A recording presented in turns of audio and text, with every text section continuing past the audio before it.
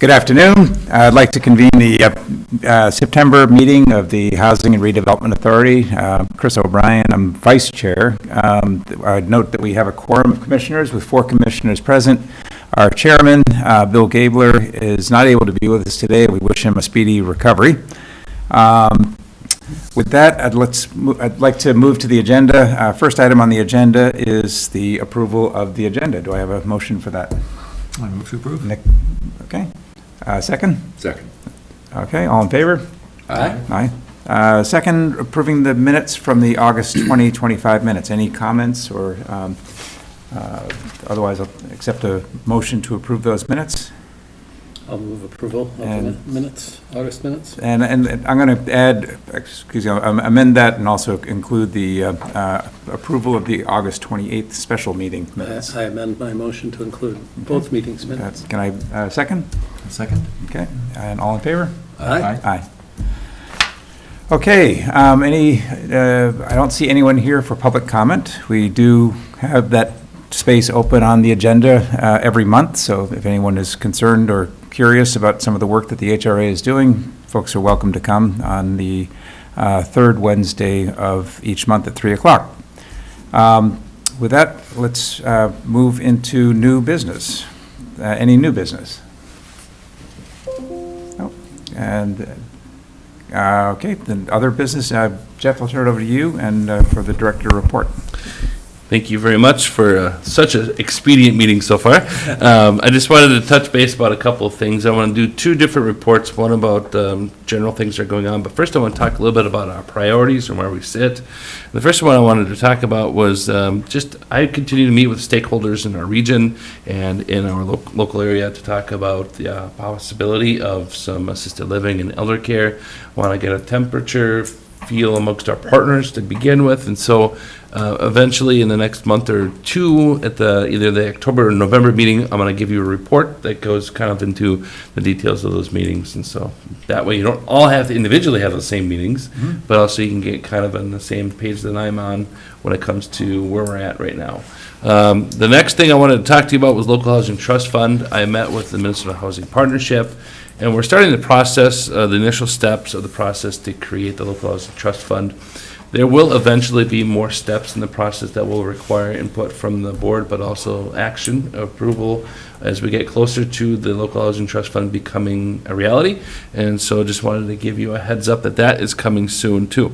The next thing I wanted to talk to you about was I've talked to the Minnesota Housing Partnership about the county-wide housing plan, and I specifically wanted to talk to them about what we could possibly do to partner with them. They've provided me with a couple of different resources and different grant opportunities, both with Minnesota Housing Partnership and with a more Midwest regional type of organization that would like to hear what we have to say about this idea, and there's potential for us to receive a grant in that process to help us get to that point where we are able to stitch all the information that we've already previously collected about housing in general and gather new information and collect, of course, the input from the community as well, and the countywide. And so there's more information. Stay tuned on that. I will note that initially when we had talked about this, that I was hoping that the city of Grand Marais would have GIS information about their utilities. They do not, and so that only is something that we have to address in the future. Maybe there's some opportunity to partner with them to get that. So put that on the burner as well. Jeff, what kind of cost do you ballpark is that going to be? My guess is it would be less than $20,000. Oh. Yeah, there might be easier ways to get that money. Okay. I'm pretty sure Lloyd K. Johnson would support Yes. that. I had thought of them as well. We should brainstorm and see what other things we have. But yeah, I might be able to have a good conversation with them about this as well. Maybe a little quicker, like you were saying. Good thought. Appreciate that. I also, on the priority of energy efficiency and lower operation of the housing, I spoke with a couple of statewide organizations, CERTS, and then also MCEE, which is the Minnesota Center for Energy and Environment. I've bumped into both of those organizations where I worked at the legislature. Both organizations have a real unique interest in things like energy efficiencies. They're very knowledgeable. MCE actually does provide different loans, low-interest loans, the Energy Plus program I was talking to you about before. They offer that opportunity. In a call, I said, how silly or, how reasonable would it be to suggest that we can work from St. Paul all the way up here on some of those different loan opportunities with community members? And they said, absolutely, we work across the state. We'd be happy to work up in this area as well. I'm still looking at having conversations with our local banks, but there's another opportunity there. The one thing that I think would be interesting compared to banks is they do a lot of it. There's a guy that does specifically this. And also the Center for Energy and Environment just has a wealth of information when it comes to energy efficiencies and different opportunities at the state and federal level to tap into some additional resources too. So that's a good organization to meet with. I also have corresponded with both the Arrowhead Co-op, Electric Co-op here in Cook County, and SIMPA. And so I'm waiting to hear back some information about both new and rehab opportunities for people who have existing homes or that are being considered new homes. So more on that in the future. As far as the residential open space overlay district, the ROSO, we've had 3 of the 5 meetings now. Great conversations with people who have attended so far. I'd say that at the end of the meetings, they've come away with a lot more information and a lot better idea for what this ROSO is. I think there are some people who have attended these meetings think, oh my gosh, they're going to get 65 new neighbors or whatever the case is. And for a lot of those folks, if you don't live in a public road, but if you live in like a U.S. Forest Service road, or if you live on a DNR road, it doesn't apply. And so it has to be a county road, state highway, things like that in order to even have a chance at doing the residential open space overlay district. And we have 2 more opportunities coming up. On the 29th of September at 5 o'clock, we'll be down at Schroeder Town Hall. At 7 o'clock, they're having their big discussion. They've worked on some zoning stuff, and they're going to have a big public community conversation about that at 7 o'clock. So this will dovetail really nicely.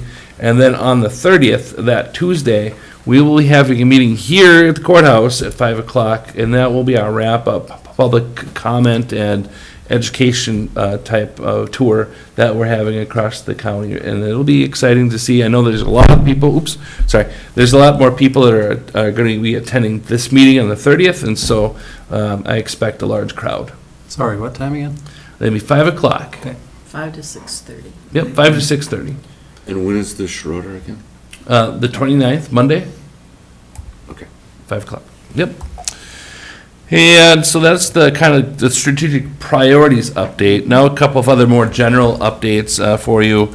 I don't really have anything new. I know there was conversation in the past about temperature trails. I don't have anything concrete yet, but it's an evolving conversation we're having about density and different opportunities for new technology for septic and water and things of that nature. So more to talk about there. I would imagine the next month here at the next meeting, we'll have some more concrete movement on that situation. The heights, excuse me, the heights, wow, vertical progression has occurred in this community in the last couple of days. And so last night they were driving modules from the airport up the hill to the site, the Heights Bluffs, till about 9 o'clock at night. I was actually having dinner at the Birch Terrace, and I saw them drive by pretty much dark until dark. And so they really put in a hard day's work yesterday. Today they're doing the same. Tomorrow they should be finished. So I'm really amazed. It's like mega Legos, right? So they're stacking them and moving them, and it's really exciting to see that. WTIP and Baxley did a video with the drone over it on WTIP's community radio website. And last I looked, which is yesterday at about 7 p.m., 12,300 views just on that drone video. So I'm impressed, and people really like to see big things moving in this community. I like that a lot. So there's movement there. The next thing I want to talk to you about was there's a group called the Northeast Minnesota Home Consortium. Jason Hale previously was a member of that. Jeannie Storley is a county commissioner who's also on that organization as a member.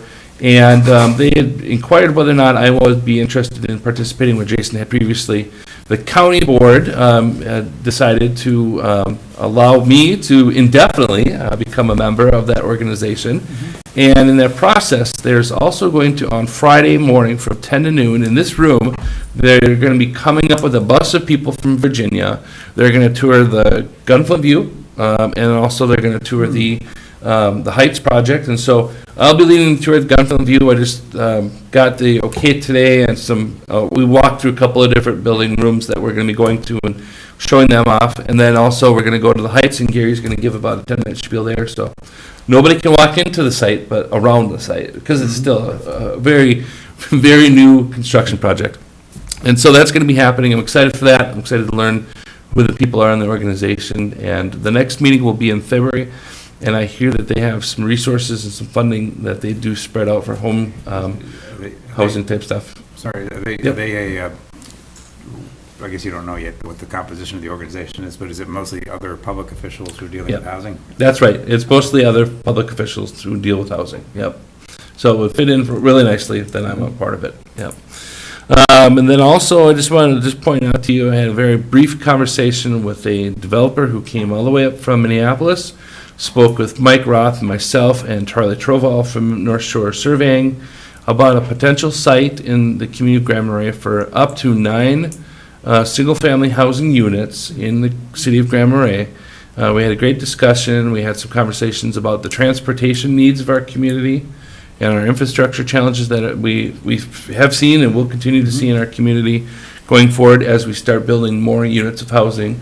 And so it was a good conversation. The engineers will be involved next based off of the feedback that we had in the conversation. And I expect something will be happening soon, at least I hope so, to provide those units of housing. So more to that in the future as well. And with that, I'm concluding my report, and it's off to financials. Yeah, and we don't, the Finance Committee did not have a chance to meet this month, so don't have a financial report to, but need to postpone that till next month. Okay. Any comments on the director report? Any discussion? Commissioner items are next. Okay. We don't have a committee reports, commissioner items. Yes. Commissioner Hanson. Just FYI, I applied to the Taconite Harbor Advisory Committee. Great. I think that's the name of it. So I applied, partly with maybe with my HRA hat on, I guess without your approval I did that, but mostly because I'm just really interested. I kind of grew up in there, knew everybody there, went to the doctor there. A lot of my friends came from there. Very good. My fit. dad, they dismantled the town in the first year that my dad was a county commissioner. Wow. He went to and fought with Erie Mining at the time to try to stop him from doing that and failed. They took the town away. So I have a lot of interest in it. Fantastic. Hopefully they'll select me. But I was chatting with Commissioner Olson and, saying really anybody on this board that wants to be involved in that should apply, I think. It's not like we have to designate somebody, but it would be great. I assume you'll be participating. Yeah. You. Yesterday there was 24 or 25 people at the EDA meeting they were talking about that were participating, and they have room for more. Okay. And so I was going to encourage you all to apply today or after the meeting at least, but I'm glad to hear at least you're interested. So we'll have some representation. I'm also interested. Wonderful. I'm not exactly sure if I will apply, but I intend to. Okay. Great. Great.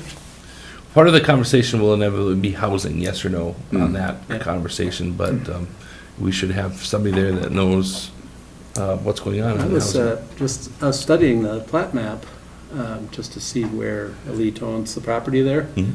And they have the roads in and lots designated that they've divided out for and it's kind of, I can't remember the name of it, it's like Schroeder Land Company or something, care of Elite. So they've already done some preliminary work on making Interesting. stuff available for housing, it looks like, to me, at least as far as dividing the property up and getting it to the county to be included on the plat map. Y'all can take a look at it and see. Yeah. I don't know if anything's been built there or sold. It all shows they still own it all. Mhm.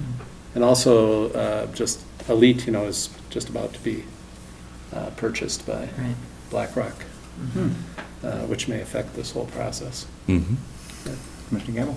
Yeah, I'm just going to interject, which the board might be aware, but the money, through the grant monies that were designated, which was 200-some thousand to take a look at options, the one thing that I think is a bit of a confusing element is that because it's owned by Minnesota Power, is you'd think you would have some parameters so that that $200,000 could be invested in a direction within the parameters, as opposed to the investment, then coming back and say, and we're not interested in that. Yeah.